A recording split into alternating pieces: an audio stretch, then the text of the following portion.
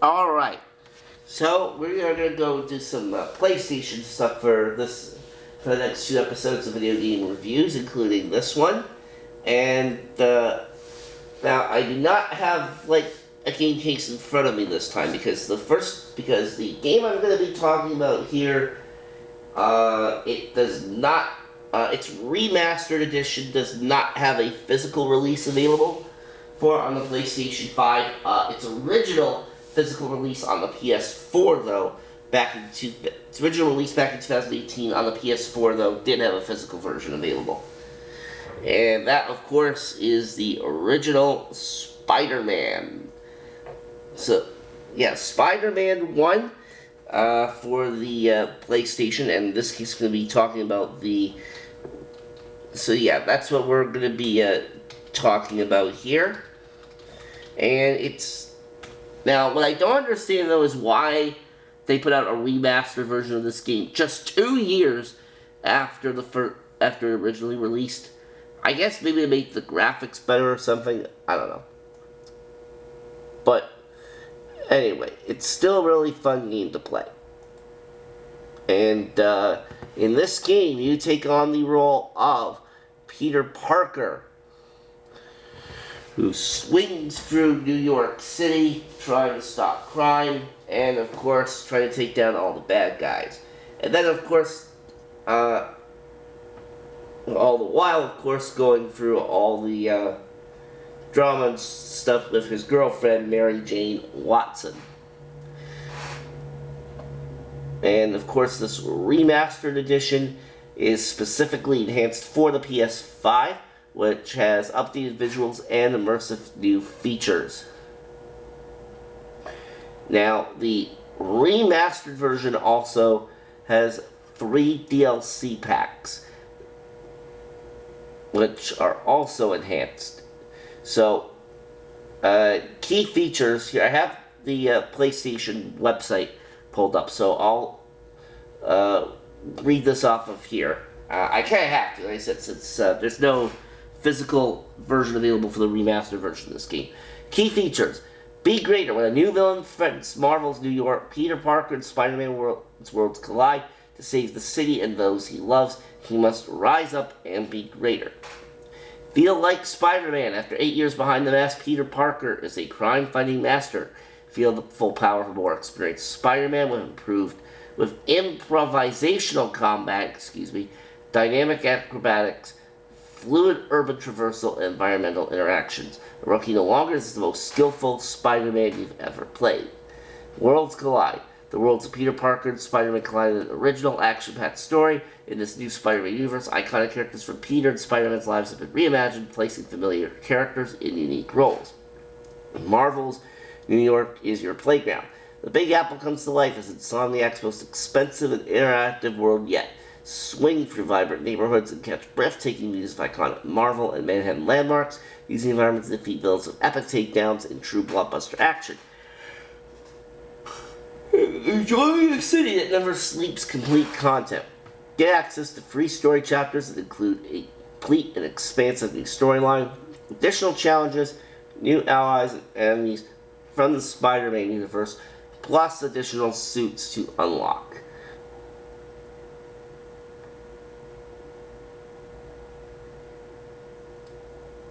So yeah, this is like a great game. Like, this is definitely a terrific game to play on the PlayStation. And yeah, for those non-PlayStation people wondering, this is only available for that particular console. Now, there is, though, one part of the game, though, that I definitely don't like. And this is probably what's going to cause my score when I give it at the end to kind of be dragged down a little bit. It's the stealth missions. Now, it's not, you don't do them with Peter Parker, but there's several stealth missions in the game that you do with Mary Jane, and like they are hard. Like, if an enemy spots you, like, you have to redo the whole mission. Well, at least if you're not that far. But I think if thankfully, if you're past the checkpoint, you restart from the checkpoint you're at, which is generous, but they're still hard. Like, especially with all those like guards they have to contend with. And I speak from experience because there was one stealth mission that I had to do at one part of the game where I forget what the setting was, but I had to get into a van or whatever, and I had to dash. I practically had to dash to get there, like, to avoid being seen. And so, like, I go as fast as I can, and I thought I made it, okay? Nope, I apparently got spotted literally right when I thought I had made it to safe haven, and I'm like, you've got to be kidding me. So, yeah. In my head, I'm thinking, game, don't tell me I didn't make it when I clearly made it. So, yeah, that was definitely some grade A bull crap. But it does happen from time to time. Other than the forced stealth, which not a lot of people like, it's still a really enjoyable game. And one that I would certainly recommend for all you PlayStation owners.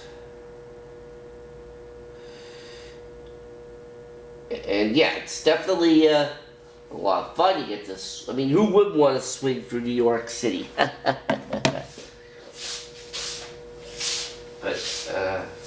But yeah, those stealth missions. Oh boy, are those stealth missions ever so annoying. And there are a good amount of side missions too that you can do. So you don't necessarily just have to focus on the main story. There's like a lot of side missions you can do too, and I've done. I think I did a good mix of both the story and some of the side missions, but I'm not entirely sure.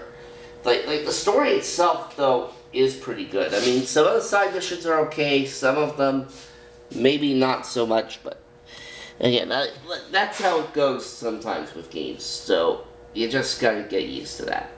So, as for my overall take on this game, well, like I said, like the story is great, like so the missions you do in this game, like they are pretty good, but the stealth, the forced stealth is really what does it for me. So, does it for me.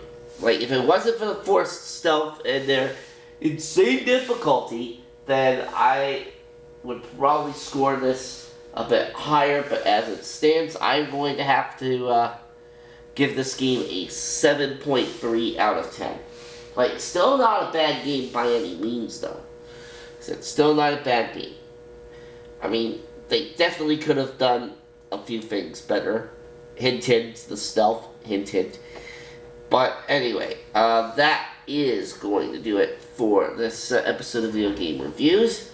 And we are going to move on to another Spider-Man game for the PS5 next time.